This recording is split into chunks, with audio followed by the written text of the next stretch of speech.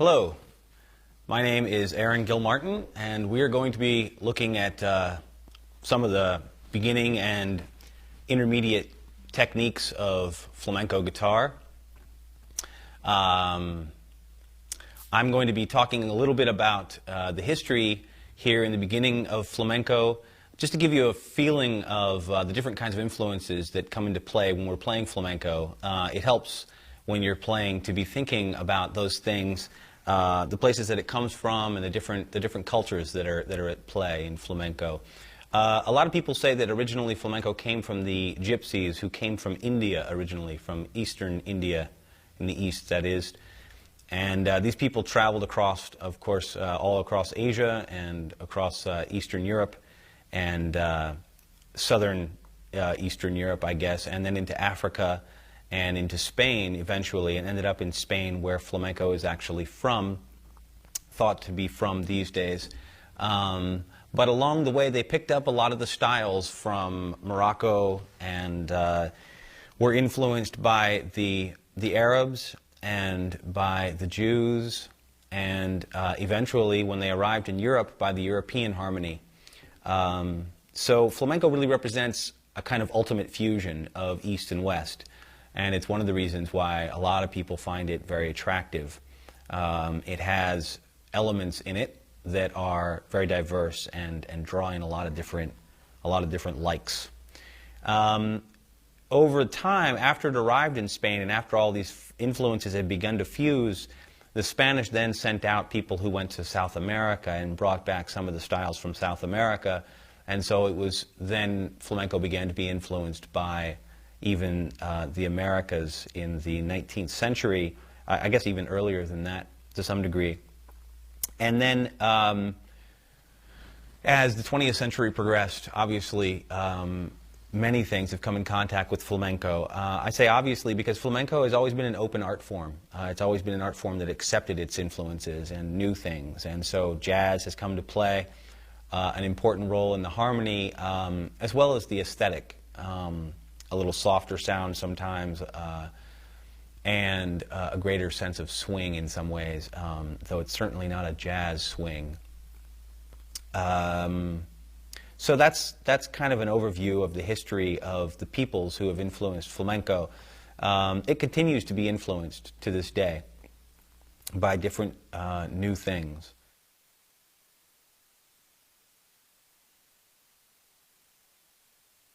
I'm going to tell you first about a bunch of Spanish words that I'll be using in the video so that I can speak freely the way we do as flamencos. These Spanish words are not necessary to learn how to play flamenco, but once you know them, it's a lot easier to spend some time with flamenco, both in print, if you're learning from books or reading about it, and with other people, if you're playing it with other people. So the forms, or the styles, the different styles, guajiro, tangos, soleá, these are just the names of the different forms. And the forms themselves are called palo. Palo means the form or song style. So the different palos refer to the different styles. The techniques have their own particular names, and I'll familiarize you with a couple of those. The first one is rasqueo, or rasqueado. Originally the word was rasqueado, which is the word that describes that kind of technique, which is various ways of hitting the strings or striking the strings with the backs of your nails, of your fingernails.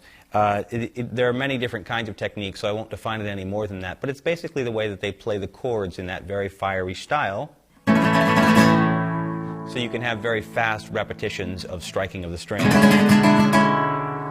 That's all called rasqueado. Over time, they dropped the hard D, and it became rasqueo. So whenever I refer to it, I'm going to be saying rasqueo. The second word is going to be picado.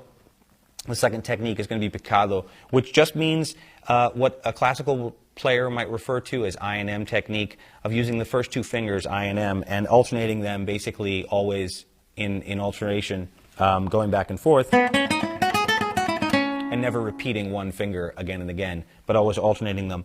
And picado is just the name that the Spanish use for that technique, and it's basically the way that you play the melodies in flamenco. Aire Aire is a very important word to understand, and it just means the feeling. If you were to talk about a flamenco swing or a flamenco feeling, you would always say the aire. And hopefully all flamenco playing has aire.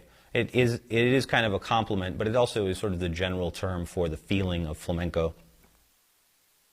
Compás. The word compás refers to the basic bar or phrase of any palo, of any flamenco rhythm. And so in the tangos that I'm about to play, the compás is in 4/4 and generally consists of 2 bars of 4/4. So let's go to a tango now. I will play you my tangos, and I'll talk more about all that stuff in just a moment.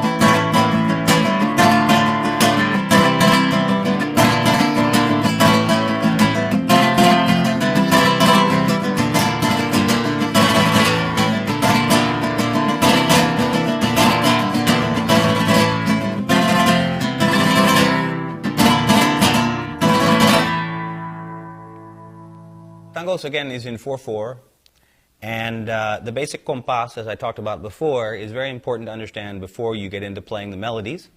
Everything in flamenco falls into the compás, and you must play in compás. That term changes depending on the phrase that you're using. So in tangos, the basic compás consists of basically 8 beats. Some people count it in 4 beats. That's mainly for dancers. But some people do count it in 4. I'm going to count it in 8, and we're going to think of it as a 2-bar phrase. The 2 bars being a call and response, more or less. The first chord being, well, actually, it doesn't matter what the first chord is because it's really a 2-bar phrase and the harmony changes depending. But let's count it together. 1 and 2 and 3 and 4 and 1 and 2 and 3, 4, 1 and 2 and 3, 4, 1 and 2 and 3. Okay? So you can see that often the phrase ends on 3 in the second bar there. And that's just to kind of give you an idea about the phrase in tangos into which all the melodies that I played and all the phrases that I played fall. Okay? Let's talk first about the harmony in flamenco. And to get you really acquainted with the playing of these styles, it's going to be very important that you stay with the voicings that I show you, at least in the beginning. They create the sound of flamenco.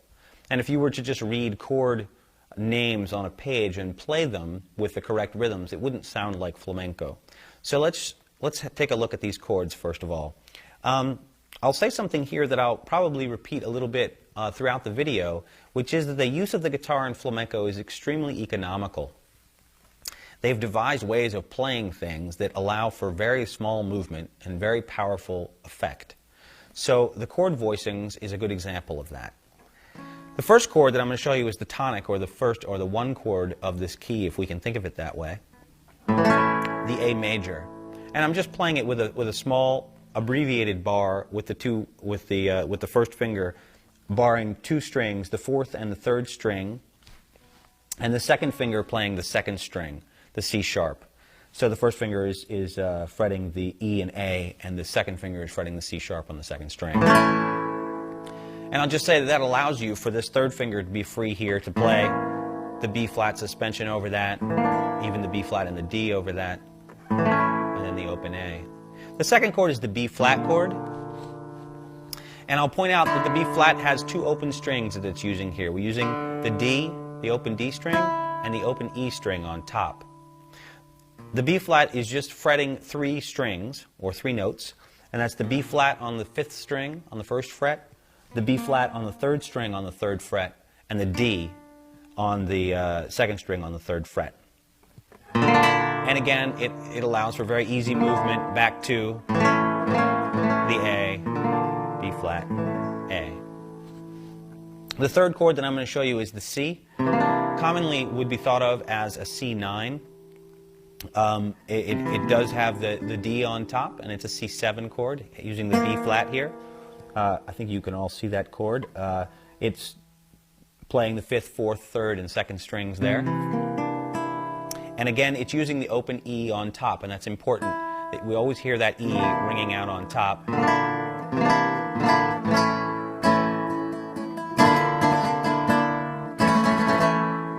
Okay?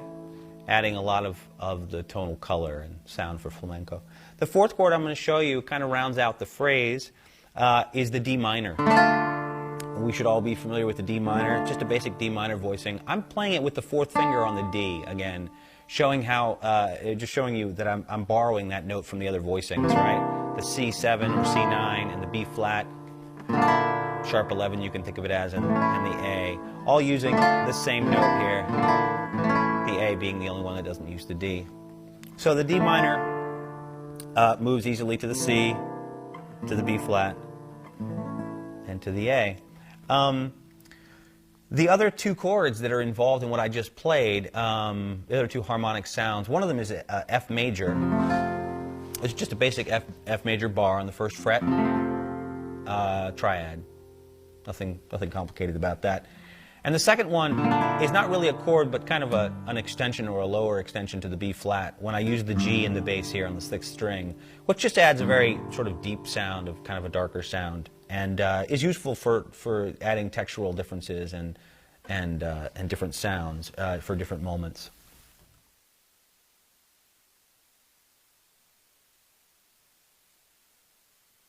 Let's talk a little bit more about compás now.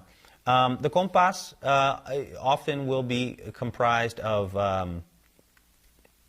the phrases that use the compás where the chords are being used and not the melodies will often be comprised of 4 repetitions of the 2-bar phrase. So you have something that sounds like, you have 2 repetitions of B flat to A.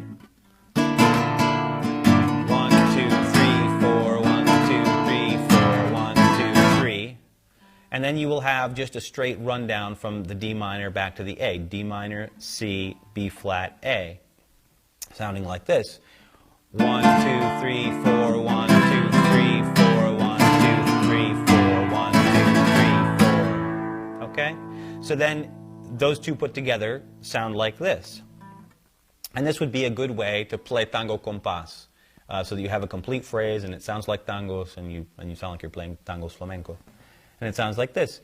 1, 2, 3, 4. 1, 2, 3, 4. 1, 2, 3, 4. 1, 2, 3, 4. 1, 2, 3, 4. 1, 2, 3, 4. 1, 2, 3, 4. 1, 2, 3, 4. 1, 2, 3, 4. 1, 2, 3.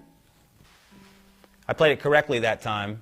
The previous time I just sort of gave you a general compás. This one closes. And that close is very important. I showed it to you in the first example of the compás, to end on 3. Okay? And that sort of says this phrase is over and we're going to start another one. Either we're going to start playing a melody or we're going to be playing some other section. So that's the basic compás.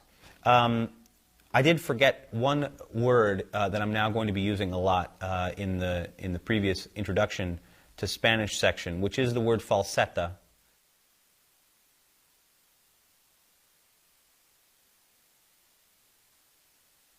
The melodies in flamenco are called falsetas.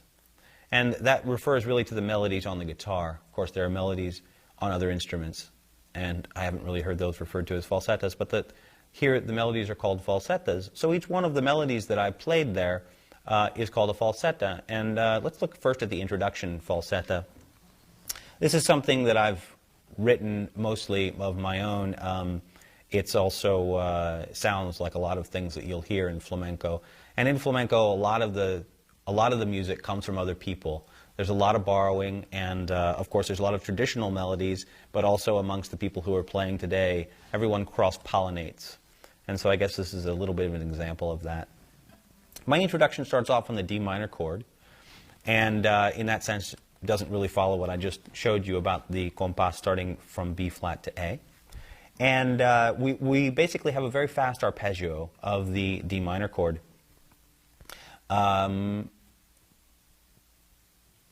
It happens on the second half of the first beat, leading up to beat 2, I think.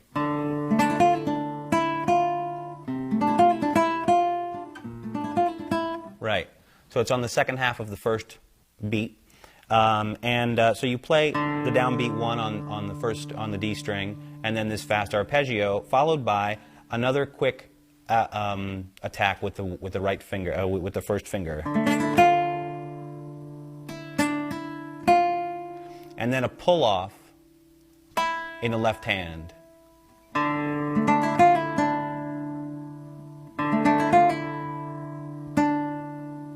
The first finger then plays again on the second string, and then the second finger comes into play, the M finger, and 2 melody notes are played on the high E string. And that phrase repeats over each one of the chords and is finished with that last note before we go on. So again, it's the melody note, the bass note, which changes from D to C to B flat. But here we are on D minor,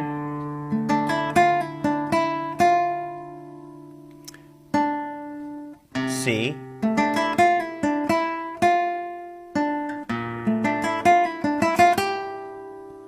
and on the third chord, we play the same arpeggio and pull-off pattern.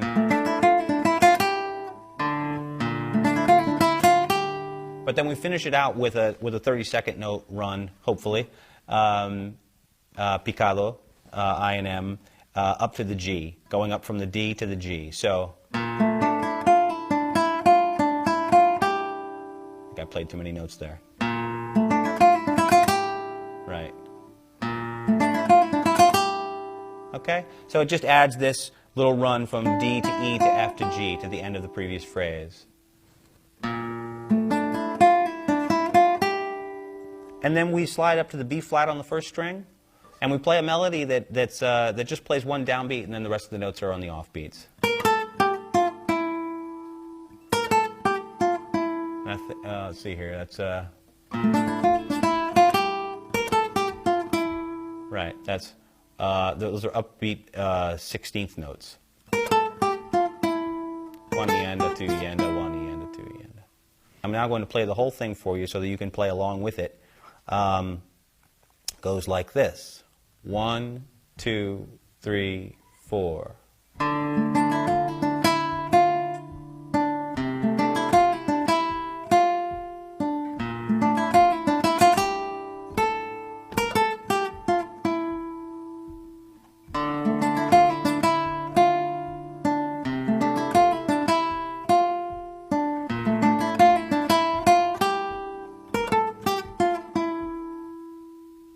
I gave you a couple of variations there on the B flat chord.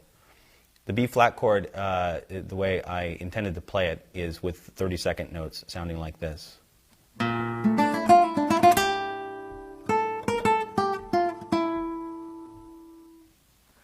Okay, so that's basically the first falsetta. I then, after playing that, I then am free in flamenco to fill in between that falsetta and the next one with as much of a repetition of the compás as I would like.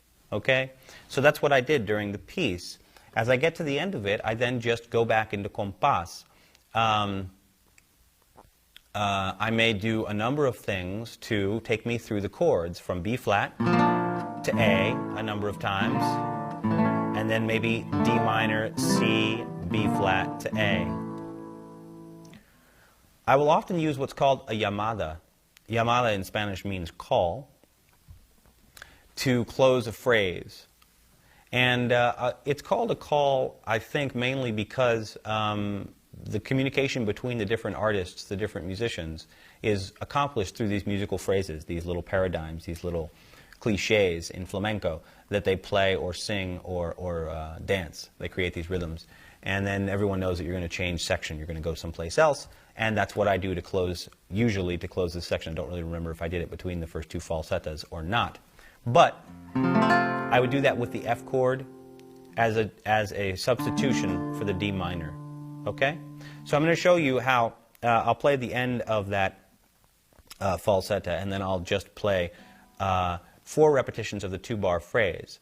The first repetitions will be B flat to A major, B flat to A major, and then I'll play the llamada, which is going to be F major, C, B flat, and I'll close on A. And when I say close, I mean that I'll close the phrase on beat 3. Okay? So I'm just going to play the end of the introduction falsetta, and then I'll play a couple of bars of compás, just like that.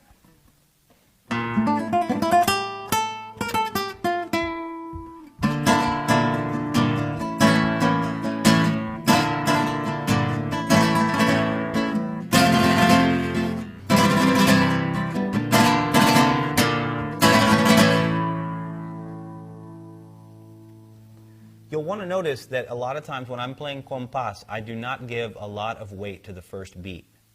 I don't play the downbeat 1 very strongly. I may not play it at all. It's not that it's unnecessary, it just adds a great feeling of aire and expectation and swing. If you leave that first beat out a little bit, I'll demonstrate that now for you a little bit slower. 1 and 2 and 3, 4, 1 and 2 and 3, 4, 1 and 2 and 3, 4, 1 and 2 and 3, 4, 1 and 2 and 3, 4, 1 and 2 and 3, 4, 1 and 2 and 3, 4, 1 and 2 and 3. So, let's talk now about some rasgueos, which you'll need to obviously master in order to be able to play these bars of compás that I've just been playing.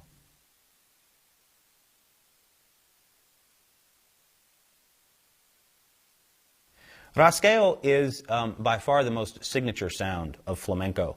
It's what makes everyone sort of sit up and say, ah, that guy's playing flamenco, or that woman is playing flamenco. And rasgueo, again, is the practice of striking the strings with repeated, very quick repetitions of different fingers striking the strings. And there are many different kinds of rasgueos, and we're going to work with just 2 of them right now, or 3 of them. One of them is, the third one will be a bit of a variation on the second. The first one that I'm going to show you is a very strong rasgueo. It allows you to create a great amount of volume and grab everyone's attention immediately, if you like. And it involves playing these 4 fingers in quick succession.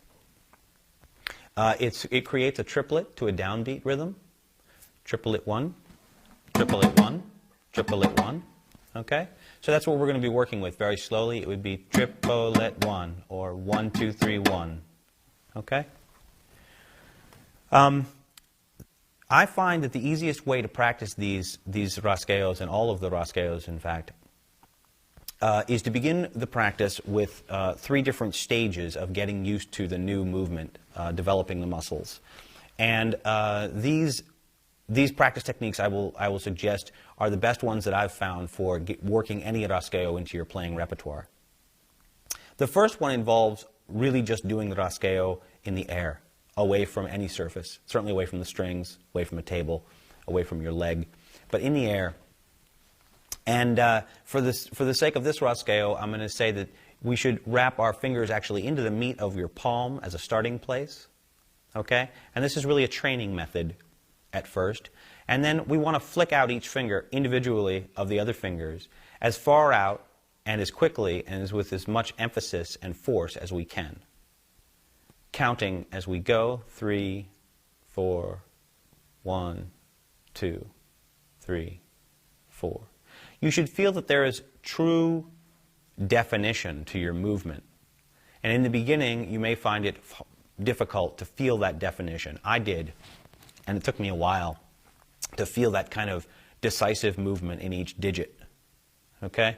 But you want to be able to count. I'm going to count 1, 2, 3, 1 because it's the second half of a beat triplet or 32nd note triplet. 1, 2, 3, 1. 1, 2, 3, 1. 1, 2, 3, 1. When I actually play this rasgueo, I don't end up actually digging my nails into the meat of my palm anymore because I don't need to get that very emphatic feeling in the movement. But in the beginning, that's very helpful for starting out. I would advise that you do that one do this for at least a couple of minutes as one is warming up, especially in the beginning, just to get the motion of the muscles working. You can run in, I ran into a little bit of difficulty in the beginning trying to play the rasgueos right away on the strings. And you can avoid this kind of problem by doing these other exercises that involve playing without the guitar at first. The strings have different tensions, and so when you're playing on them right away, it can be hard to develop your muscles and the strength and emphatic movement or decisive movement that you need to create a very even tone if you start practicing on the strings right away. So that's the first method, is out away from you. Okay?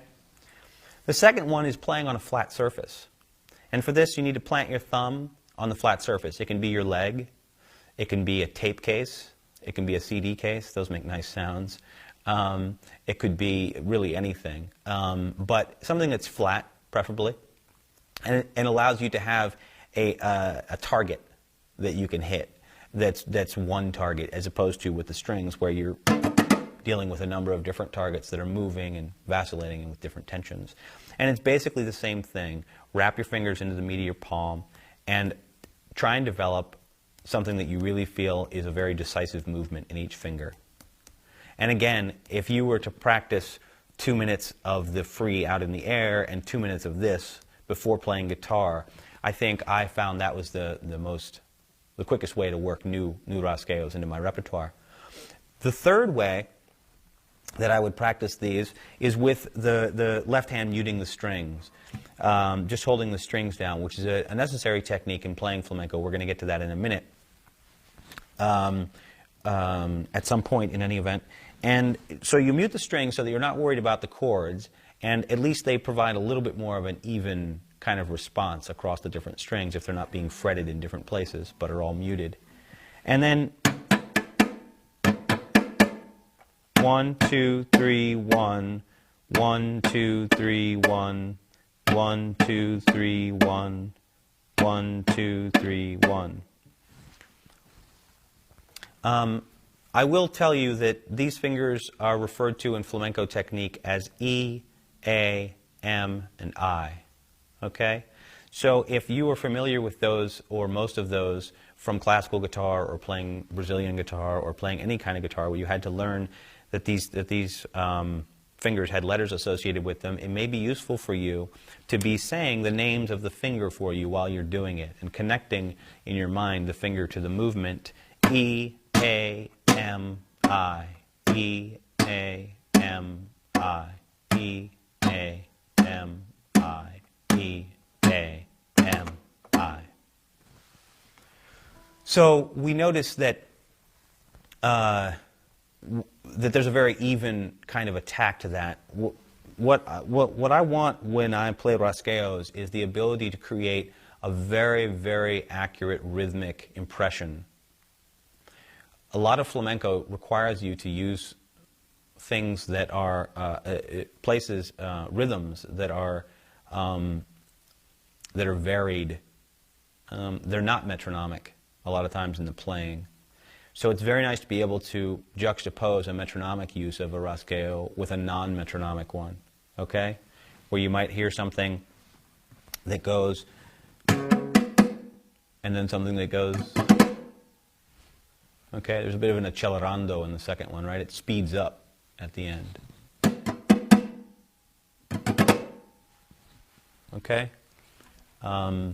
So that's more important with other rasgueos, but we want to be very attentive to a very even rhythmic playing in the beginning. So again, practicing with very slowly at first, and with great attention to a sense of real definition in the movement.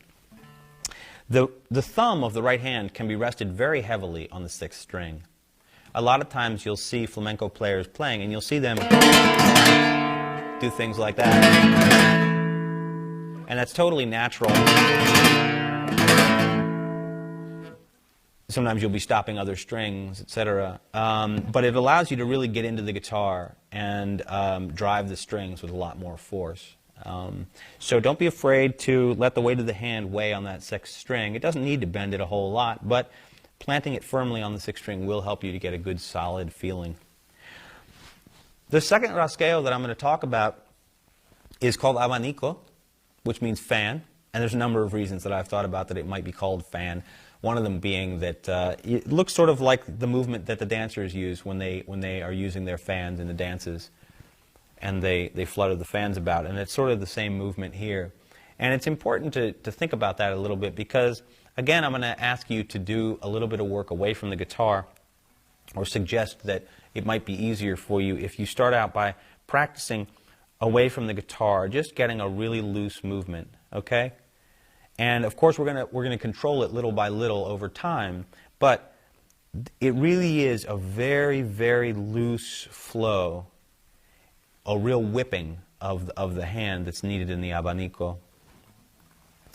The difference, one of the main differences between these two rasgueos is that the first one uses a very fixed hand position, where you can deliver a rapid-fire repetition of the fingers to play. The second one uses a twist of the wrist, you might say. I think of it as really a rotation of the forearm more than just a twist of the wrist, though I think it's really both. Okay, because I do use a little bit of an arch in the wrist in the right hand, especially in this technique. So you just want to get real comfortable. Make sure that when you're trying this flicking of the wrist and this flailing about of the right hand in your abanico training, that you want to see that this finger can really fly away. It's not being held. If you see that your hand is being held at all, or you sense any stiffness, try and just let the fingers go, and try as a beginning place to just really flop the fingers around. You're going to need to feel that kind of freedom with your hand if you want to get a good sound with this abanico. All of the rasgueos in flamenco use the weight of the hand more than we do in classical technique or Brazilian technique. So you want to also be very aware of that when we're striking the strings, we're not trying to strike the strings with the thumb and then the fingers and then another finger, but we're really using the weight of the hand and really the weight of the arm right behind that strike, okay? And we'll be looking a lot at the thumb later on, and you'll see that even if it's making very small movements, we want the movement of the arm behind it. So all those things considered, make sure you really can get a nice free flopping of the hand. The abanico consists of an upstroke with the thumb, and then a downstroke with the thumb. And those are separated by a downstroke with these two middle fingers, M and A. The upstroke happens on the first part of the beat, the downstroke on the third part of the beat. This is again a triplet rhythm. So we have something, I'm just going to play the thumb strokes alone, and this is the easiest way that I've found to learn this abanico, is to start out by counting 1, 2, 3, 1, 2, 3, 1, 2, 3. and then playing just on the first part with an upstroke on the thumb and the third part with a downstroke on the thumb. 1, 2, 3, 1, 2, 3, 1, 2, 3, 1, 2, 3, 1. We usually finish with an upstroke so that you have the first beat of the next beat, the downbeat happen 1, 2, 3, 1. In between these up and down strokes with the thumb comes these two middle fingers, which fly out straight. You want to be careful that the movement, the twist of the wrist, happens with the thumb and not with the fingers. Okay? So I'm going to count now very slowly. These fingers are always going to be on 2. The upstroke with the thumb is always going to be on 1, and the downstroke with the thumb is always going to be on 3. Okay? 1, 2, 3, 1, 2, 3, 1, 2, 3, 1, 2, 3, 1, 2, 3. The third Ra scale that I'm going to talk to you about now is a variation of the abanico, which I used. Actually,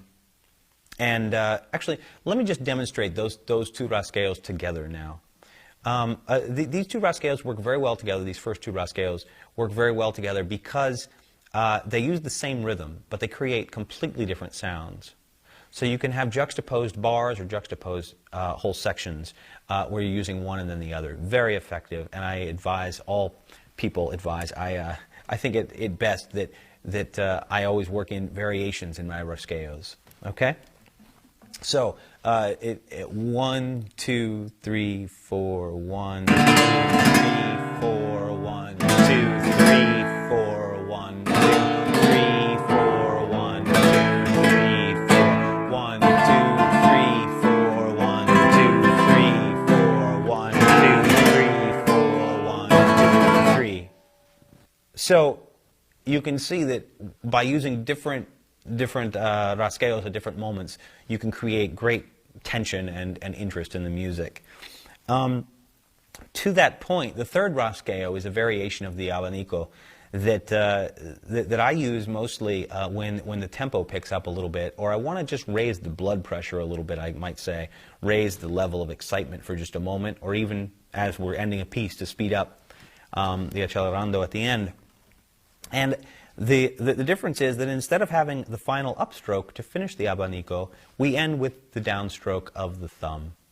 So it has only 3 beats in it, but it turns into a 16th note rhythm, or based on a 16th note rhythm at the end of a beat. So you have up, down with the 2 fingers, and then just down with the thumb. Okay? So let me show you a little bit of that.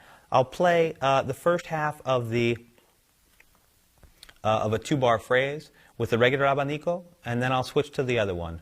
So I'll just play B flat in A with the first abanico, and the second one I'm going to play with this abbreviated one, and I'll just show you the rhythm a little bit. 1, 2, 3, 4. 1, 2, 3, 4. 1, 2, 3, 4. 1, 2, 3, 4. 1, 2, 3. Okay? This is very useful when the speed picks up and you can't get that last upstroke with the thumb to occur as easily without going into a sort of a roll with the abanico, which we'll get to in just a moment. As you start to speed up,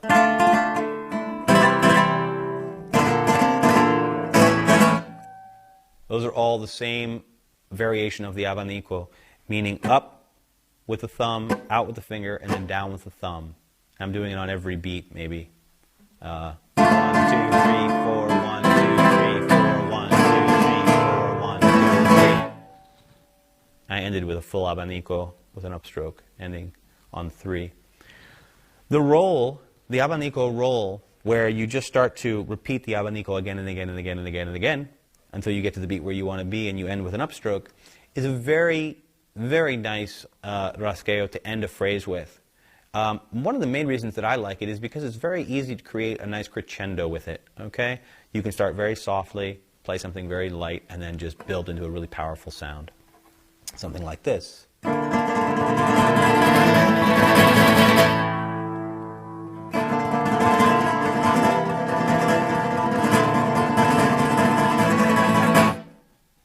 know if you can hear the beats in there. 1, 2, 3, 4, 1, 2, 3. Okay? So you can practice the abanico with one chord eventually, after you've done a good deal of making sure that you really have a nice loose hand, and then start by practicing with the up, down, up, 3, 1, 3, 1, 3, 1, 2, 3, 1, 2, 3, 1, 2, 3, 1, 2, 3. And then try it with the chords, and you can get to a place where you can practice the very fast closing abanico. I'm going to say something about nails here, fingernails, false or real. Over time, the flamencos have developed quite a love for their fingernails and quite a technique for building them up, because a lot of people's fingernails are not built strong enough in their own bodies to withstand the abuse or the beating that they take when you're playing flamenco guitar. So they have, the gypsies, I think, are the ones who first came up with this process. It was certainly how I learned it from someone who had been living with the gypsies, of building up the nails with false, with other materials. The first one that I was exposed to, and I think the oldest one that I've heard of, is just using real silk, the material silk, cut into shapes, obviously, that would be amenable to the shape of the nail. And what used to be known as crazy glue, we used to use crazy glue. It was a lot more painful then. You don't have to do that anymore. You can use nail glue. And instead of promoting one nail glue or the other, I will just say that most pharmacies provide you with a number of good nail glues. There are good dispensers that allow you to stay very clean and have a nice application of just the amount that you want, just the right spot, and all that kind of stuff. I use false nails that are basically pre-built. I use clear ones. And I've become quite adept at cutting them into the right shape and filing them off and making them playable. I used silk for a long time. There are some people who swear by it. It does have a different tone. Ping pong balls are also used as a material from which to cut the shapes. So you can take a ping pong ball and cut out the shape of your nail. People in all different styles of music have used these different substitutes for natural nails, and they do make your playing a little bit more regular, in the sense that if you break a nail, as they say, if you lose a nail, you can always just make another one, as opposed to waiting a few weeks for one to grow out. The reason that I bring this up now is because the rasqueos, and especially the abanico, are notorious for the places where the nails are going to be most affected. And it's not necessary that you have nails right away, that you go out and build nails or grow your nails real long. Hopefully you have some nails from playing other kinds of guitar already, perhaps. But you can practice a lot of the movement and a lot of the strengthening of the hand and even the rhythms to a great degree without having real strong nails. One can begin practicing this stuff right away and get most of the work done before you ever touch the guitar, as I pointed out. But before you have strong nails, at least, you can obviously play the guitar without strong nails as well, and begin to get a feeling for the kind of work you're going to need to do to play these rasqueos. The second melody, the second falsetta that I played is a falsetta that I've heard was introduced to flamenco repertoire by Sabicas. Sabicas, if you don't know the name, you might want to check that out. He's one of the great players from the last century, from the 20th century, and he died in the 80s, I believe. And he lived in New York for many, many years. And I have had the pleasure of studying with a few people who studied with Sabicas. And, of course, I've been exposed to a lot of the Sabicas music on CD and through other people as well, but also through these two people who I've studied with. They've taught me a number of the melodies from him, from his repertoire. And this second melody comes from Sabicas. I actually learned it out of a book by Juan Serrano as well. The two people with whom I've studied who spent some time with Sabicas are Bernard Schaller and Dennis Koster. And Dennis has taught me an awful lot about the techniques that are necessary to really affect a good sound. And I'm going to talk a little bit about that right now before I actually show you the melody. Picado, the melodic passages that are played with the technique called picado, although it's very similar to classical technique, there are some big differences. In order to affect a real good flamenco tone, there are some things that you need to pay attention to. A couple of them are common amongst different styles. The first one being that we really want to think about engaging the tension of the string. We really want to get in nice and deep on the string. We don't want to just be sort of brushing aside of it. Although the brushing motion is also important to stay aware or think about, because we really want this first joint of the finger to be flexible and bending backwards, like the brushes, the bristles on a brush. Okay? So we want that to be happening every time we play a string. The finger goes through that bending back process. Okay? The first thing being the tension, engaging the tension of the string, so pushing the string back towards the face of the guitar, and then letting the first joint of that finger really relax and bend backwards like the bristles on a brush. Two things that are really, I think of as things that I learned after I became acquainted with flamenco and are important for creating a good picado flamenco picado, are playing very perpendicular to the string. Okay? I'm going to demonstrate to you this first bit of the melody played at an angle that's a little bit more 45 degrees or coming at an angle to the string this way, as opposed to playing more perpendicular.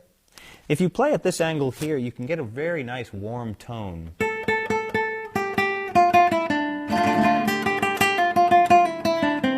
Okay? And if you then play at perpendicular, even without moving position here between the sound hole and the bridge much, if you just go to perpendicular, you can get a much brighter, faster tone.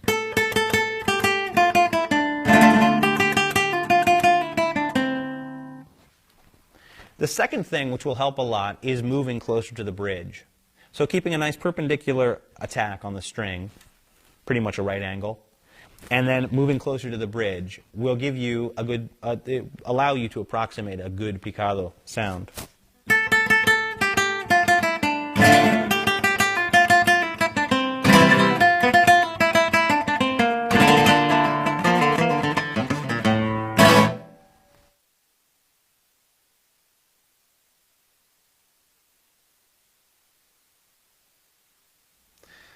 I wanted to say one thing about the flamenco guitar, the guitar itself, the instrument. The guitar that I'm playing here is what's referred to as a negra. It's called negra because it has a dark wood on the back and sides. The top is a lighter wood, as you can see. And the woods that are used in flamenco create the sound, a lot of the sound that you get from flamenco guitar. Usually they are a good deal lighter, meaning the weight is lighter and they're often thinner. They're cut thinner. And even the woods themselves are just a lighter wood. And it creates the possibility of getting a real drum kind of response from the notes and from the different sounds you get out of your guitar.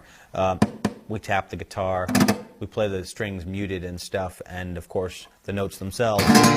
You get a very fast response from the notes. For those of us who are familiar with playing classical and flamenco guitars back to back, the classicals are a lot rounder sound. A lot of flamencos originally were all blonde. They were all light wood, so the sides and back would usually be made of cypress. And they're called blondes, actually. It's called a blonde guitar as opposed to a negra. This is a negra, black, meaning black in Spanish, negra. Flamenca negra or guitarra negra. So the tops are usually spruce or cedar. Spruce or cedar. This is a Sitka spruce top. The necks are often made of cypress, and all the woods differ just a little bit. Not all of them, but most of the woods differ just a little bit from the classical guitars. The classical guitar is the closest cousin to the flamenco of the guitar family. The fretboard is often made of a very hard wood. Most people think that it can only be ebony, and most of them are ebony, and that's the best wood to use. It's the most stable. You can also use other woods, though. There's a caboclo wood that works, and there are a few other real hard woods. I'll just say one thing about the classical guitars. You're usually looking for a rosewood back and sides. That's the most desirable wood. It has the most beautiful grains with many different colors in it often, and it creates a great tone. The flamenco guitar differs in a couple of other ways. A lot of times you can get a nice buzz out of the strings. You can play very nice soft tones, maybe not even using the nail sometimes. But then you can also really dig in and get a little buzz out of the strings.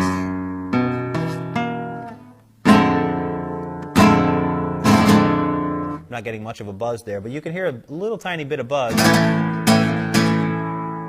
where the string actually hits the fret. And that's actually part of the flamenco sound. It's desirable, and so we aim for that in a hot moment. And you may juxtapose, two different phrases. Playing one very, and then where you're using the buzz of the frets to really bring out a different kind of on top, that kind of sound. The only other thing that I'd like to mention is that the strings are not made of steel. They're nylon strings. These three here are wound, obviously, with metal, and these three are nylon, just pure nylon. These have nylon in the middle of them. They're all nylon strings. And it creates a very different sound from the steel string guitar. In a lot of ways, we're handicapped as flamenco or classical players because the volume is just nothing like what you can get out of a steel string guitar, especially a nice big dreadnought. So you are working with less volume inherently in the instrument, even though the flamenco has a little bit more volume, depending on the instrument, than some classicals do.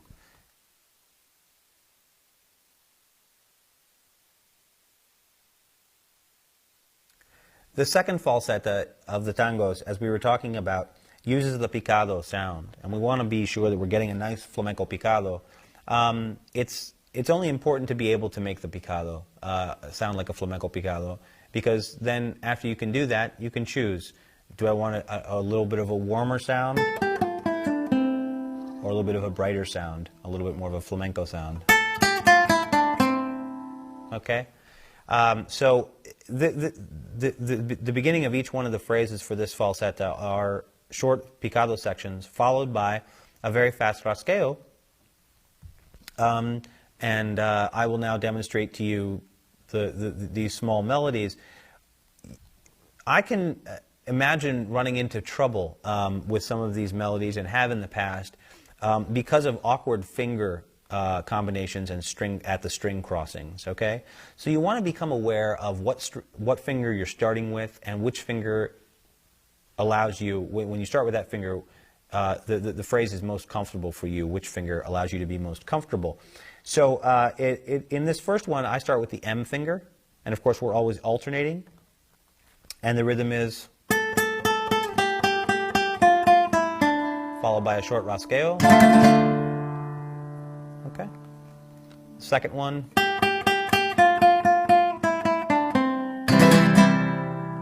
The third one.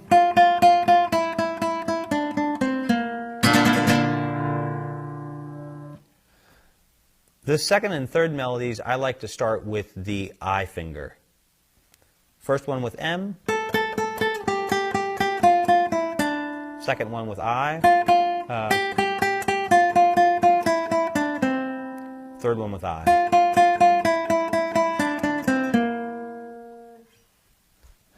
The string crossings are really a question of taste.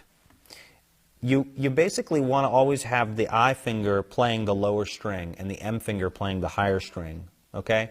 But there are going to be times when you can't avoid doing the opposite. So you'll have to just experiment with that and find out how it's most comfortable for you.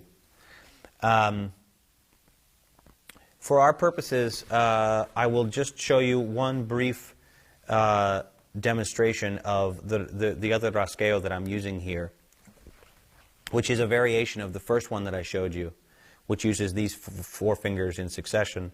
This one just uses these three, okay?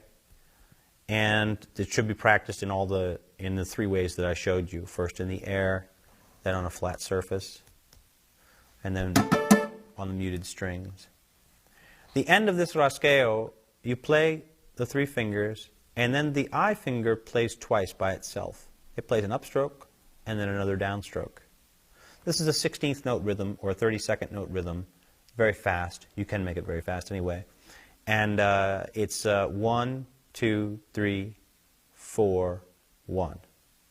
you'll notice that I pulled in all my fingers when I go with the upstroke with the I finger. Okay? This is another use of economy, a very good economical use of the hand and motion, so that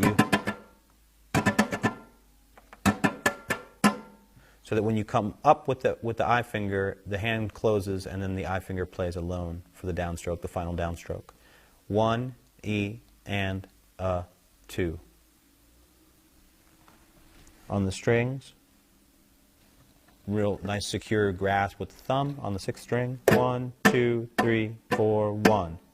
1, E, and 2. 1, E, and 2. 1, E, and 2.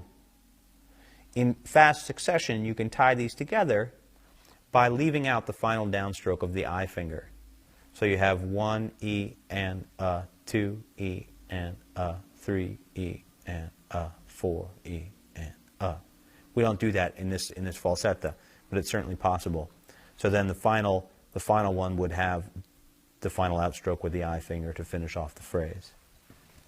1 E and 2 E and 3 E and 4 E and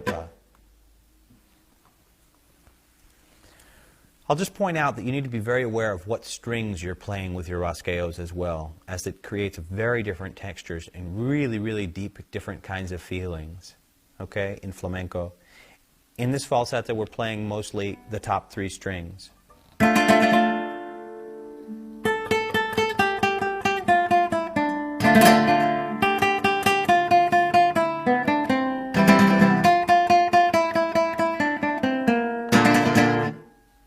Okay?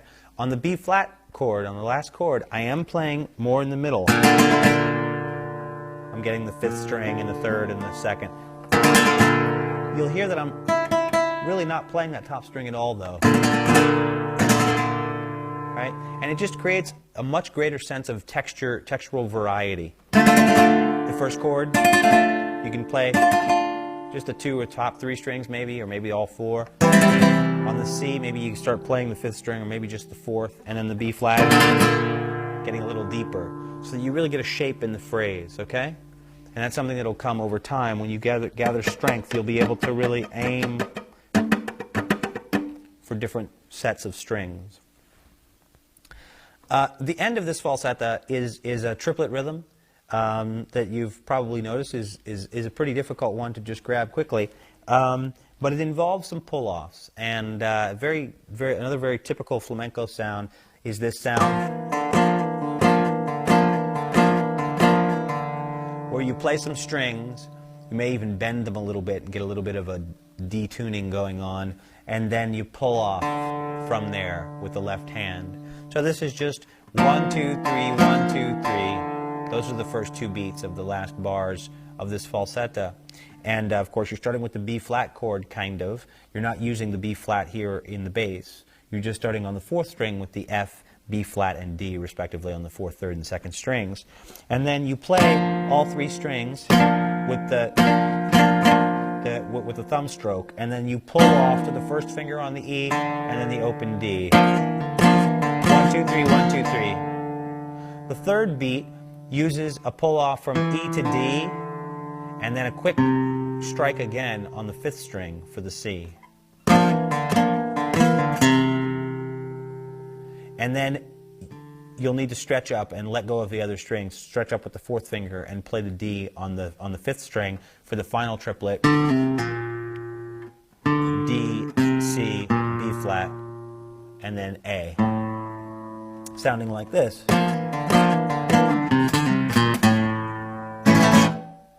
And here's the introduction, our first introduction in this video to a ubiquitous technique, a technique you find everywhere in flamenco and creates another extremely characteristic sound of flamenco, which is the very fast repetition of the thumb stroke, down stroke with the thumb. And it happens right here when we get to this C, D, C, and then C, D, I think is what it is. Right, so we have 2 of them. We have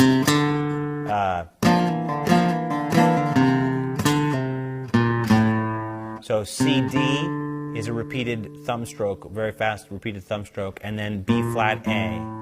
Both of them are very important because they lead to the next downbeat, okay? If you leave them out, you can play the notes, but you get a very sort of a wishy-washy kind of rhythm sound. And so you need to play those very fast repeated thumb strokes.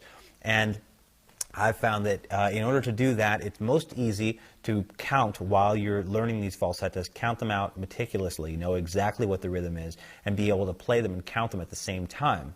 This may take some time with certain falsettas that are very complicated, but once you can do that, you can then lock in a much greater sense of rhythmic security, which flamenco plays with in a playful manner in some places, and in some places they're very strict. So, 1, 2, 3, 1, 2, 3, 1, 2, 3, 1, 2, 3, 1. So that's 3, 1, 3, 1, right? The last part of the triplet and the beginning part of the next one.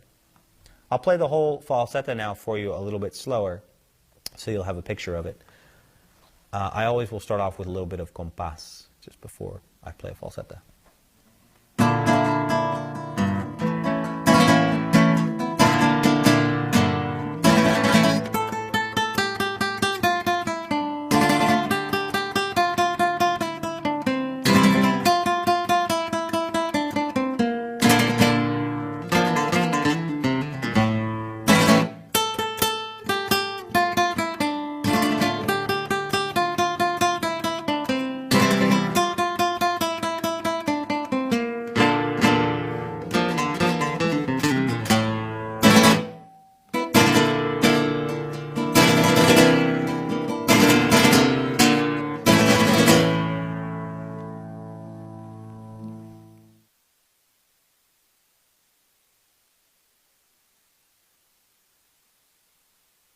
The final falsetta uses this same technique many times in repetition.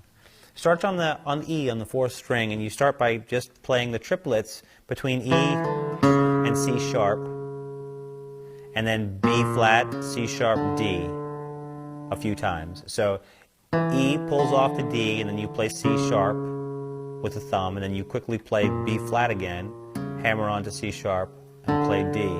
And then you start over. So each one of the triplets has on the first beat a thumb stroke, a downstroke with the thumb, and on the third beat of the triplet also a downstroke with the thumb. The final one on the way up uses a high open E string in conjunction with the E on the fourth string, so you get kind of a sting there at the end. And then you finish off the phrase. That's on to 1, right? That's triplet, tuolet, triolet, fourolet, 1, 2, 3. You finish the phrase by playing a rasgueo of your choosing to the beat 3. Okay? You can play it for the whole beat, the whole second beat. 2 E and 3. 2 E and triplet, triplet, 3. That's a sextuplet played with the abanico. Or, as I did this time, you can just play on the second half of of beat 2. On the 8th note, you can play a very fast triplet, and that would sound again like 1-a-let, 2-a-let, 3-a-let, 4-a-let, 1, 2, 3, right? He does that a few times.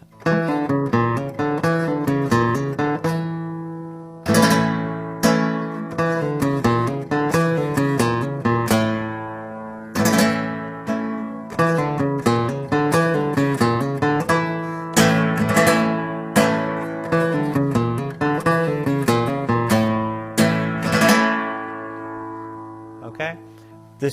The answer to the beginning of the phrase is always to just play the same triplets.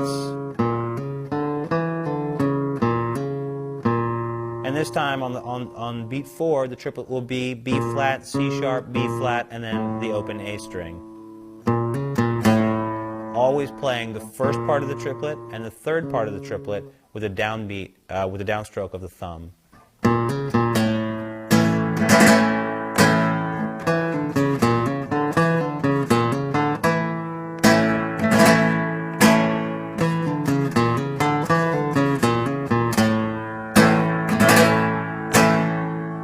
Okay?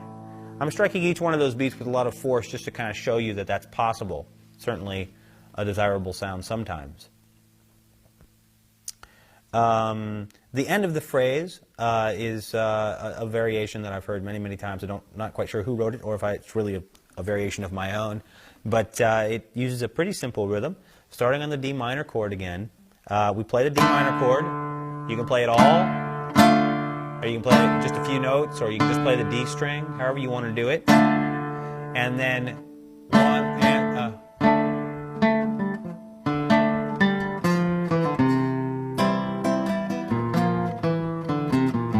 right.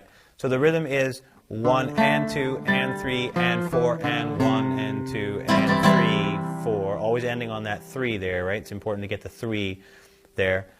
And then starting on the B flat chord, 1 and 2 and 3 and 4 and 1, 2 and 3. And as you can see, this is a beautiful working through of those 4 chords. D minor with some offbeat rhythm on the end of 1 and then the end of 2, and then a little scale run down the C major scale to C, F, E, D, C, all with thumb, right? So this is really all thumb work. 1 and 2 and 3 and 4 and 1 and 2 and 3, 4, 1 and 2 and 3 and 4 and 1. Okay? And then a bunch of bars of compás, probably ending with a llamada to close the tangos entirely. Okay? And hopefully, at this point, what happens is you begin to build the tension. Okay? So throughout this last falsetta, I would probably be thinking about building the tension a little bit. I do this with all kinds of different techniques. One of them I showed you, which was the abbreviated abanico.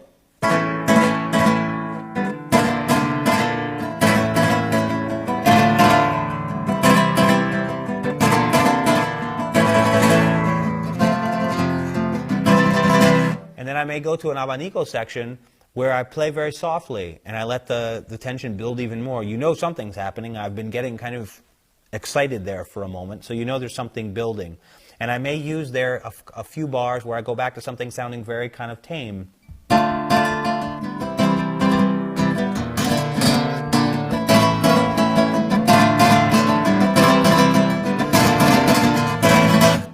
And then I will start digging in a little harder and pulling the strings, hitting the strings a little harder, pulling the strings a little bit more. And then I'll play the llamada, and you'll remember what the llamada is usually it's played with these 4 chords, F, C, B flat, and A. And there are many ways to play those chords, of course. This is a very typical flamenco one. I may play them,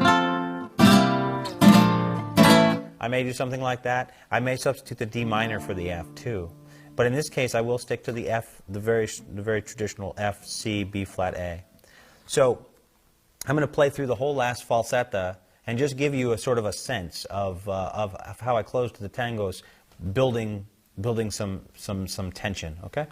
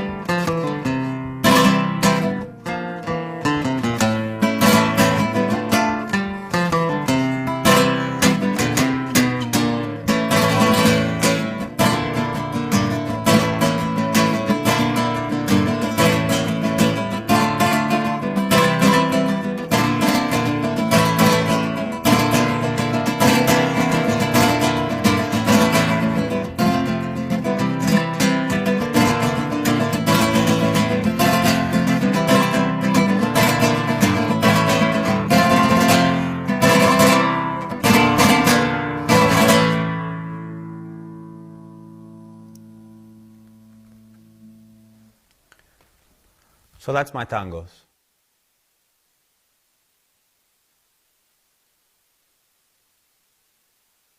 The next piece that I'm going to show you is, the next palo that I'm going to show you is called an alegrías.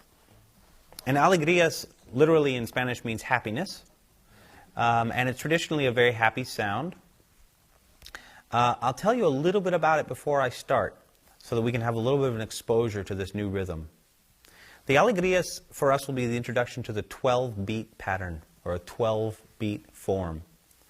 Often you can see it written in 3/4 on the page, but for our purposes we'll be thinking of it as a 12-beat, a whole 12-beat phrase. Okay?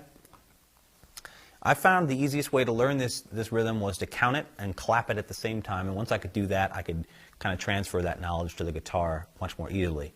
So let's just try that together here. We're going to clap and count together. There are certain accents in the phrase, and I'll show you those while we count here for the first time. 1, 2, 3, 4, 5, 6, 7, 8, 9, 10, 11, 12. 1, 2, 3, 4, 5, 6, 7, 8, 9, 10, 11, 12. So you'll notice that some of those beats are much heavier than the other ones. They're accented. And the easiest way to understand where these accents occur is to think of the first half of the 12-bar phrase, the first 6 beats, as being in 3. So they're very strong 3 emphasis. 1, 2, 3, 4, 5, 6. And think of the second half of the 12-beat phrase as being in 2. So every other beat is being accented. Or you can think of it as just every other beat is being accented, as opposed to actually thinking of it as being in a 2/4 phrase. Just think about it that every second beat is accented. And that would be starting on 7. It would be 7, 8, 9, 10, 11, 12. Okay? So let's try the whole thing together. I'll do it 4 times in a row so you can get sort of a sense of it. 1, 2, 3, 4, 5, 6, 7, 8, 9, 10, 11, 12. 1, 2, 3, 4, 5, 6, 7, 8, 9, 10, 11, 12. 1, 2, 3, 4, 5, 6, 7, 8, 9, 10, 11, 12. 1, 2, 3, 4, 5, 6, 7, 8, 9, 10. So I would suggest that the easiest way to really comprehend this rhythm is to get away from watching the video for a moment and just sit and clap and count this rhythm a good deal. You don't have to do it necessarily right now because I'm now going to play the piece for you. But when you begin to study it, I found it much easier to find out if I was really internalizing the rhythm by doing it on my own as much as possible and clapping and saying the numbers at the same time. You'll notice that the last compás that I just played, the last 12-beat phrase, compás, I ended on 10. And that is the ending of the phrase. In the 12-beat pattern, usually the phrase ends on 10. It's certainly true in alegrías, and it's also true in some other forms that we're going to look at. So I'm going to show you a few other little things about the basic alegrías compás so that you'll know when I'm playing compás during the piece that I'm going to play and when I'm playing a falseta. Okay? The alegrías that I'm going to show you is in E major. And basically the compás consists of playing 1-5-1. E major, B7, and E major. So you may have something that sounds like 1, 2, 3, 4, 5, 6, 7, 8, 9, 10, 11, 12. 1, 2, 3, 4, 5, 6, 7, 8, 9, 10. Okay? The other harmonic change that is very common to close this phrase is what's also thought of as the llamada in alegrías, which most commonly will involve A major for the first 3 beats, E major for the second 2 beats, the second 3 beats, and then B7 returning to E. So 4, 1, 5, 1 for those of us who speak that kind of language. And that would sound like 1, 2, 3, 4, 5, 6, 7, 8, 9, 10, 11, 12. 1, 2, 3, 4, 5, 6, 7, 8, 9, 10, 11, 12. 1, 2, 3, 4, 5,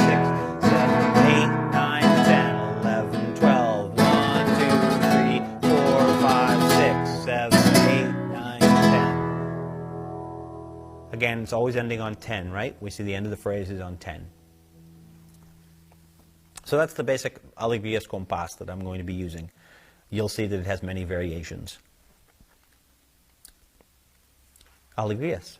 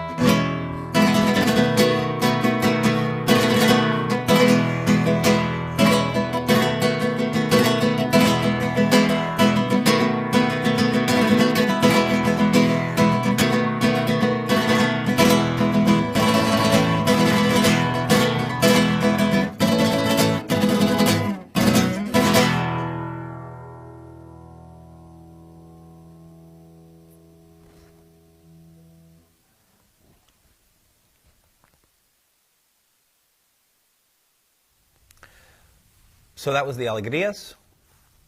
I'm just going to mention real quickly some CDs that I've learned some things from called Solo Compás CDs.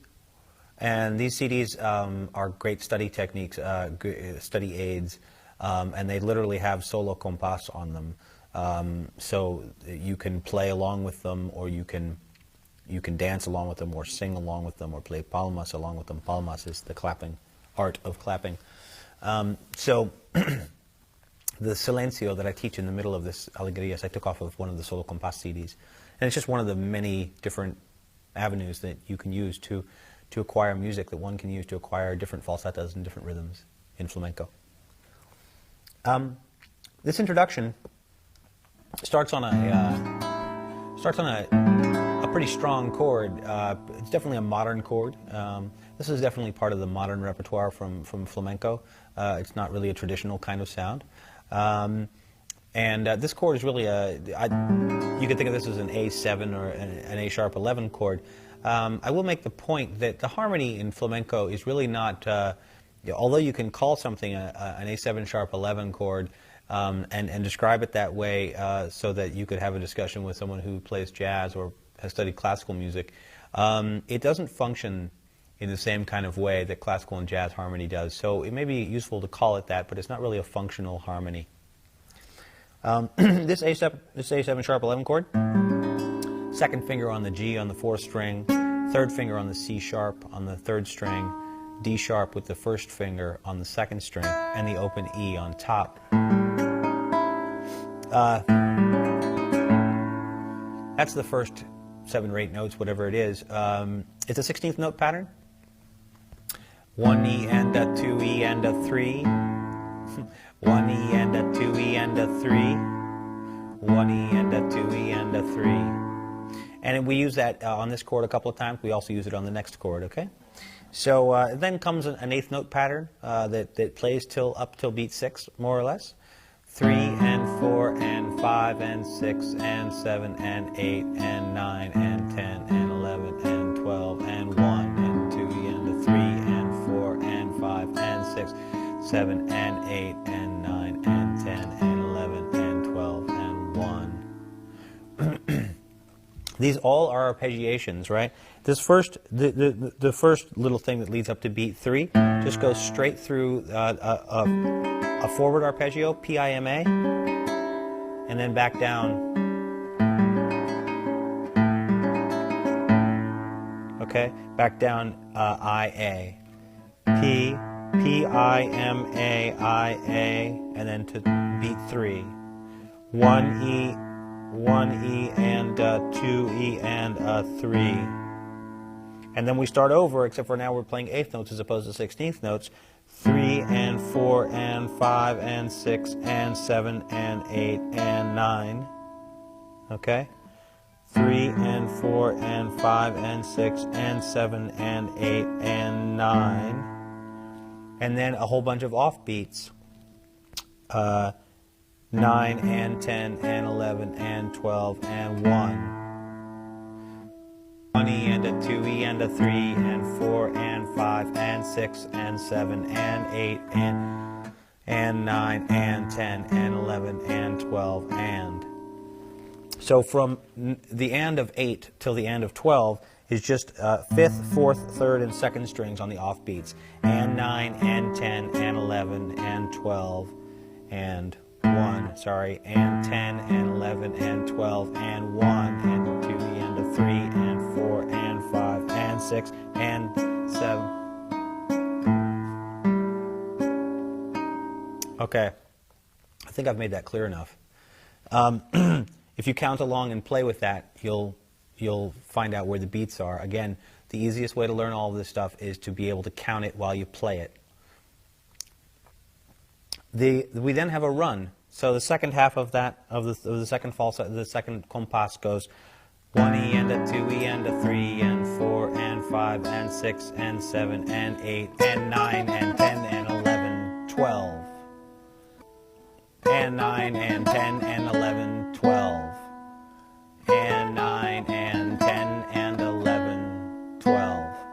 So this is basically just an E major scale that's broken up into a couple of different things. We have an E major scale down from B to D sharp.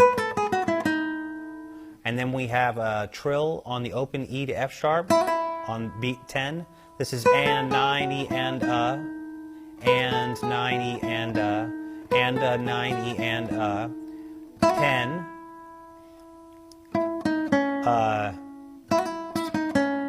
10 and 11, and that's really a quarter note on 11 on the C sharp, and then the open B string for 12, and 9E and 10 and 11, 12. And then we start over with the same rhythm, but now with this chord. This is a B9 chord. It's really a B9-11. You could think of it as a B9-11 with the open E on top. But as I've said before, the harmonies here are really, it's not useful to think of them as functional upper parts or upper partials of the chord. You want to think of them as suspensions of previous chords. So this E here that's playing over the A chord is held out over the B9. And we get the same rhythm. 1E and a 2E and a 3 and 4 and 5 and 6 and 7 and 8 and 9 and 10, 11, 12.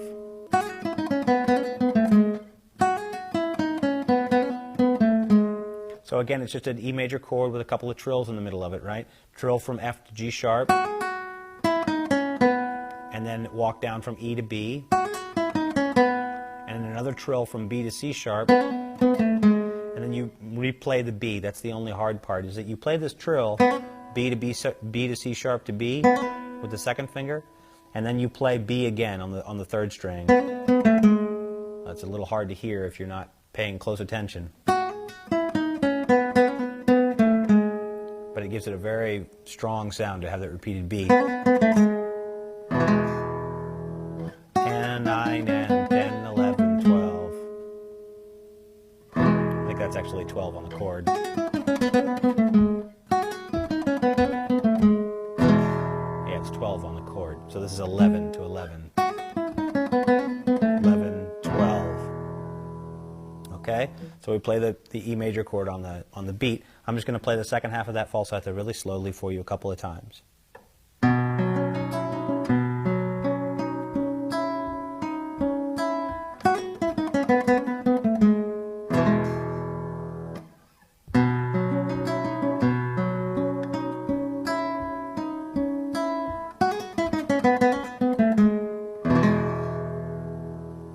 Okay? To round out this falsetto, we have a 16th note rhythm that uses a hammer-on with the open A string. This voicing of the A chord is very important to get it right. The A on the 6th string, also playing with the open A on the 5th string, and the E and the A on top. 1E and a 2E and a 3, 4E and a 5E and a 6. So what we have are the first stroke is a thumb stroke, and then the index finger, and then the thumb plays the 5th string. So it's thumb on the 6th string, index finger on the 4th, and then the thumb plays the 5th string, and we start to get a roll or a hammer on the 5th string with the 3rd finger, and then the index finger finishes out the 16th note rhythm to the next beat.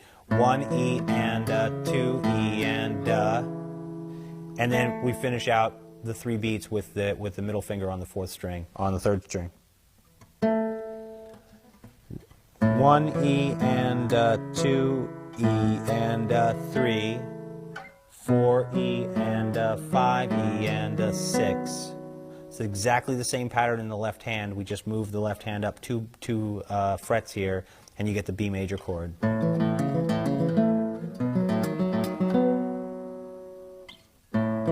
1E and 2E and 3, 4E and 5E and 6.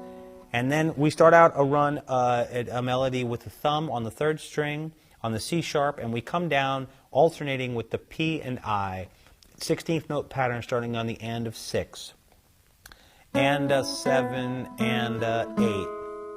So we come down from C sharp to G sharp.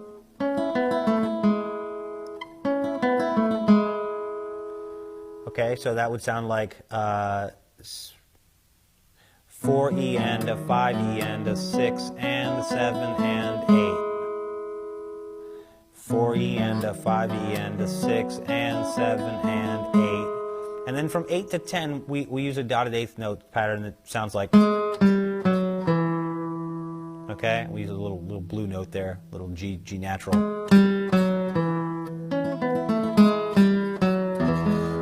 And then we strum out the chord on 10. And 7 and 8 and 9 and 10, 11, 12. Okay? And I think in my playing of it, I usually hit the chord pretty hard and slide away from it.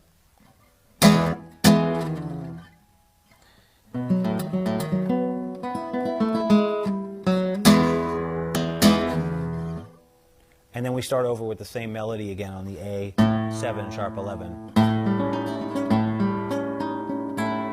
Okay? So the last whole compás there, A major, B major, and then that walk down to E major. I'm going to play that all very slowly for you now while counting. 1E and a 2E and a 3, 4E and a 5E and a 6 and a 7 and 8 and 9 and 10, 11, 12. Okay? And that would be 12, 1, 2, 3, 4, and 5. Okay? That's the first falsetto. It's a beautiful falsetto. It will take some time to get accustomed to it, perhaps, but it's so worth the work. And when you get to the end of it, playing it twice, I immediately go into compás using this chord as my jumping off place. And I may use the major 7, the E major 7, to do that. Putting the D sharp on the second string in this bar, right? It's a beautiful sound, and it's a nice way to, I'll just play that last compás and then go into playing compás, Alegria's compás.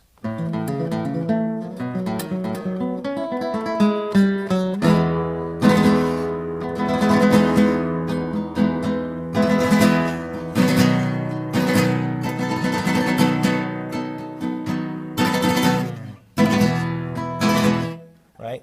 So you can use the abanico the way I just did, or you could do 1,000 different things there, but that's the way I approached it. My first falsetto in the middle of the Alegrias is a melody that uses a triplet pattern similar to the one that we used in the tangos. The thumb is playing the downbeats, and it's also playing the third part of the triplet.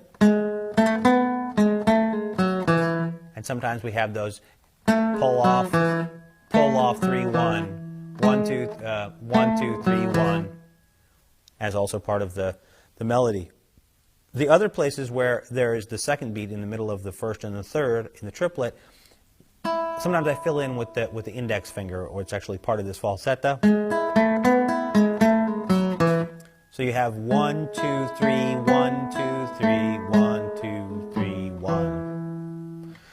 So you have this, the second finger always playing the second part of the triplet, the first finger, the index finger, playing the second part of the triplet.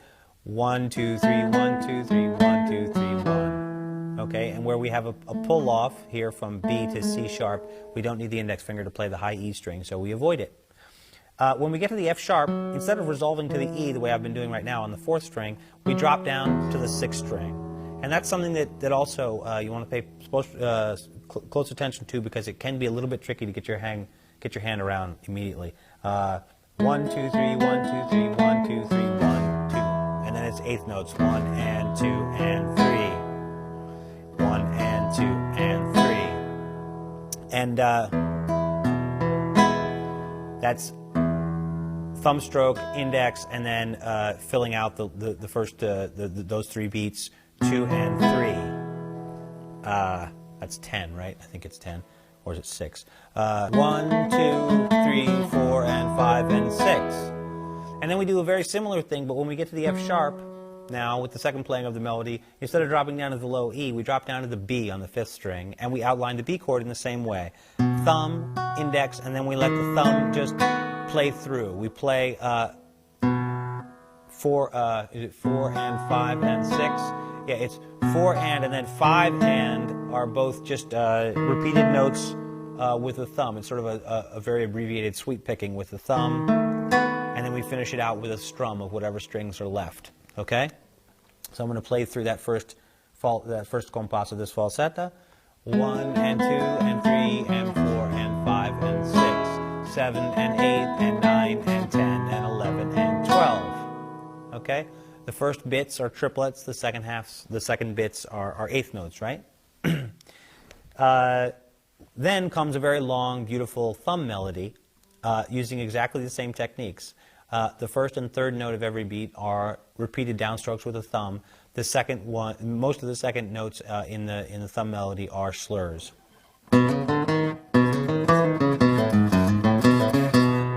Okay, and we're just on the E major scale here, so let's just stay very aware of that so we know what notes we're playing. Straight up to E from B. Hammer on, play, hammer on. Sorry. Hammer on, play, play.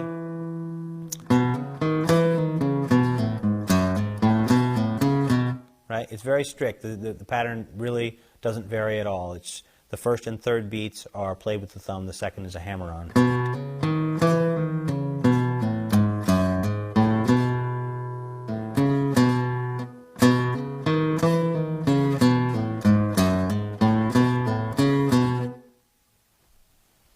And then we stay in the triplet rhythm, and we do exactly the same thing, but this time the second note of each triplet is an index finger on the second string, playing the octave of whatever note we're playing as we walk up from B to E on the fifth string.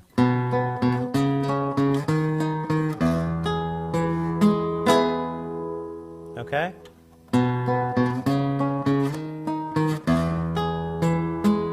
Returning to eighth notes for the last few beats.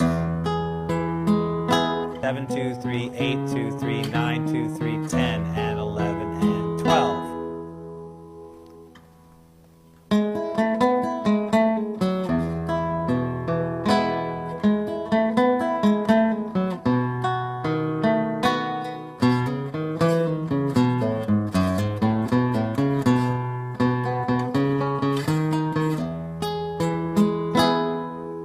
Okay? The second time I played the melody, it's exactly the same, except for the chords, when they're outlined, are outlined in triplets instead of eighth notes. So you have a continuous running triplet feel in the second playing through. And the only difference there is that you have more notes played with the downstroke of the thumb.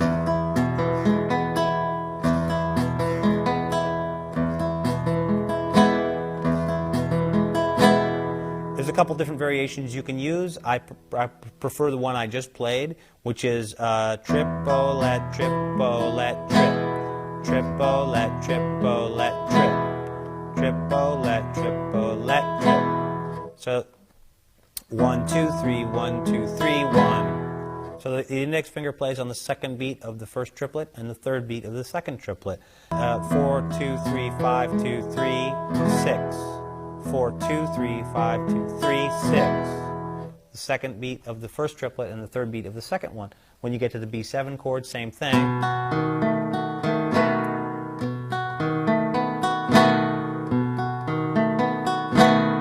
Okay? I'll play through that slowly for you.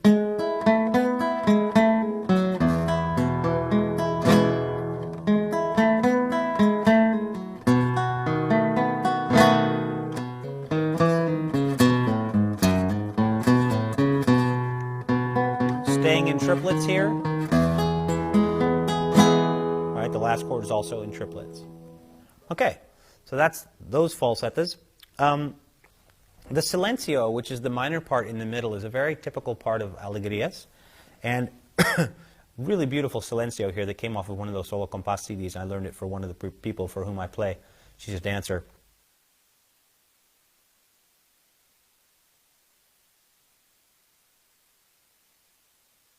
This, I'm not going to go through a note-by-note teaching of this because it's a lot slower on the tape, so you'll have an easier time picking it up. I'm just going to point out a couple of things. The first thing is that most of it's really in 16th notes, okay? It's much slower. That's the thing you need to realize about this, is that the compás slows down dramatically here. We're looking at something that's 1E and a 2, 1E and a 2, 1E and a 2E and a 3E and a 4, 5 and 6, 7E and a 8E and a 9E and a 10, 11, 12. That's the first compás, so it's very, very slow. And if you count it that way, I think you'll have an easy time learning it. I'm just going to point out some really kind of tricky parts here. One of them happens here in the first compás. Another great example of the economy with which flamenco players use the guitar and the music to produce a very beautiful sound. This passage here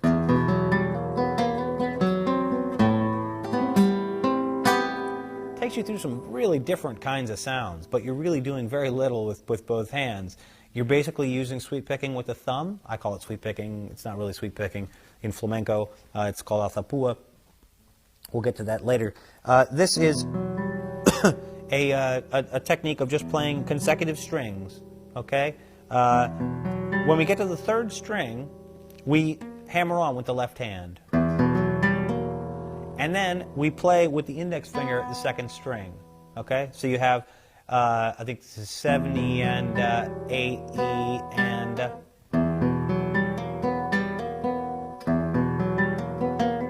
right.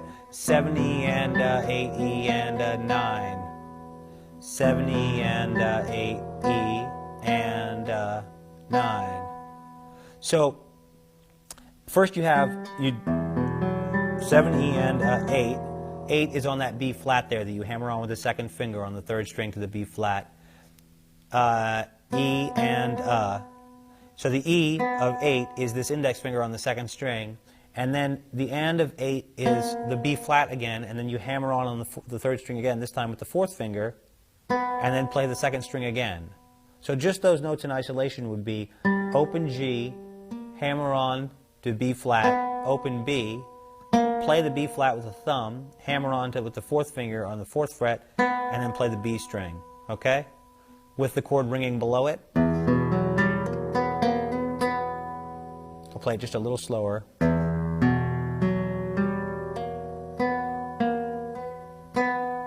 And then you just drop down to your fourth string here with the thumb, slide your pinky up to the C here, and play with the thumb playing these three strings, one right after another. Very easy for the right hand once you get the synchronization between the two.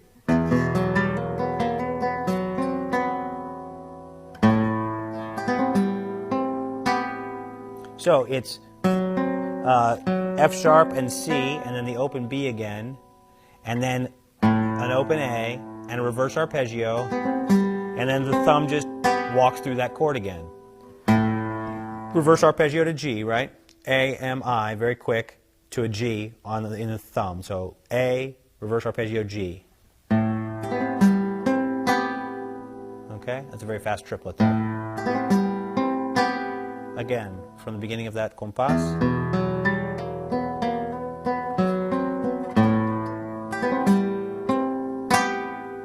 Okay? So it carries on there with... and that's something I'm going to look at as well. Just the sliding back in the rhythm. 1E and 2E and 3. It's always on the last 16th note of the beat, and it slides to the beginning of the next one. Slides or pull off.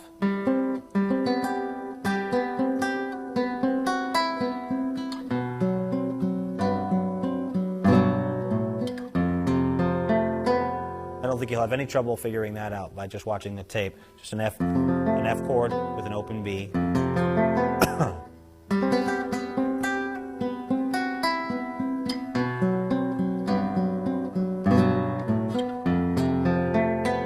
And now comes a very nice, beautiful sound. Those are very fast. Those are 30-second notes that go by very, very quickly. And a very fast triplet pull-off. If you just watch this, this is a F, C, F, B, F, A, slide down to G sharp, and then a very quick triplet with the open E and G sharp before you play the two E's together. Okay?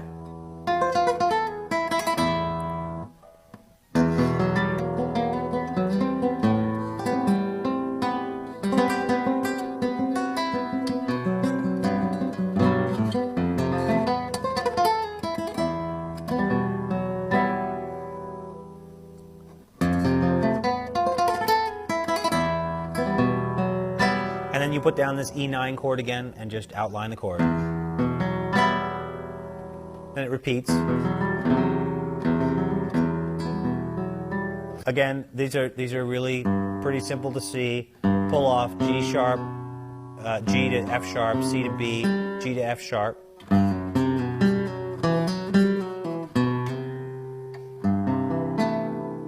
I'll just talk a little bit about that there. This is a C6 chord with a G in the bass, right? Very beautiful sound.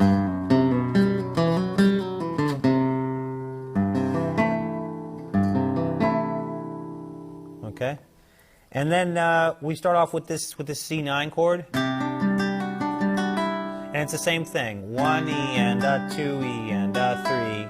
The last 16th note pulls off to the beginning of each other one, and we're just using a steady P A M I P A M I. It's P and A together.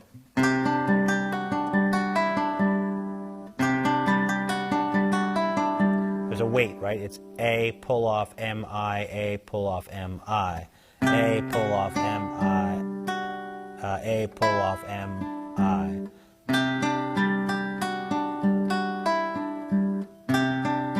P M I, A pull off M I, A pull off M I.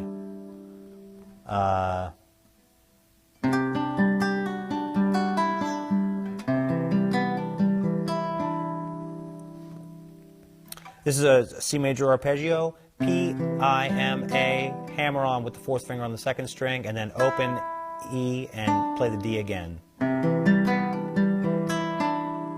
P, I, M, A, hammer on, M, I on G and E, and then open E and D.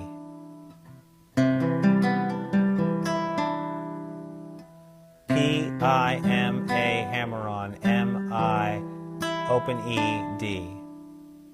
And then this is another beautiful little passage here.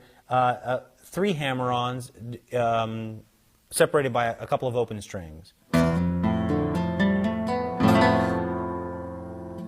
E and a 2 E and a 3.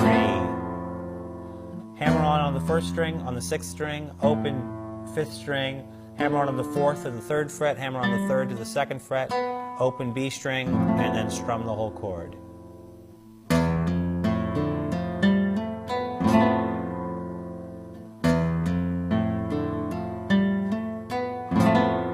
Okay, and then pull off to the E. Play the F to pull off to the E. Little passage here.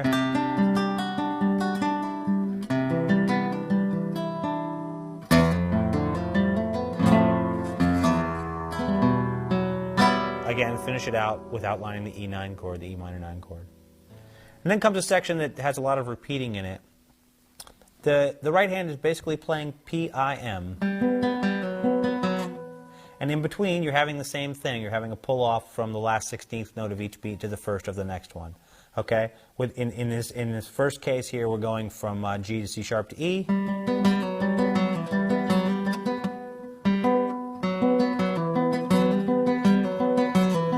And we slide into a C major or C6 chord.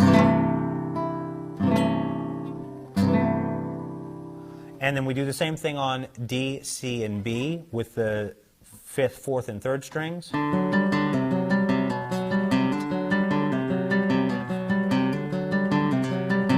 then you outline the E minor 9 chord. Back to the G, F sharp, E, G, F sharp, E. And then you, this is a diminished arpeggio played with a couple of sweep picking. The sweep picking goes from 6, 5, 4, and then you come back down to the 5th string when you jump up here to this F. So it's F, A flat, B, D, and then F. If you've ever been familiar with figuring out the way the diminished chord is laid out on the guitar, you'll be familiar with that shape. You jump up here to F, hammer on, hammer on, hammer on, right? So 1 note on the 5th string, 2 on the 4th, 1 on the 3rd, 2 on the 2nd, and 2 on the 1st. On any string where there's more than 1 note, it's a hammer-on. Where there's only 1, you just drag the thumb across, okay? So there's 2 different thumb draggings. 1, 2. 1, 2. And then A9 chord. Okay, and then the tempo picks up there.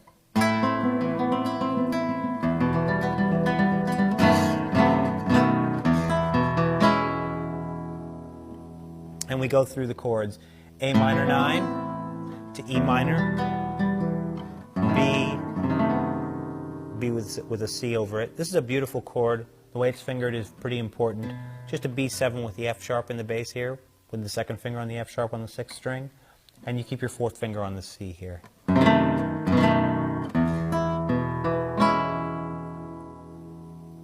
Okay, so that was the Tango en Alegría flamenco, and I hope you enjoyed learning those two beautiful pieces. This is the first half of a 2 DVD series, and I hope you enjoyed the second half as well.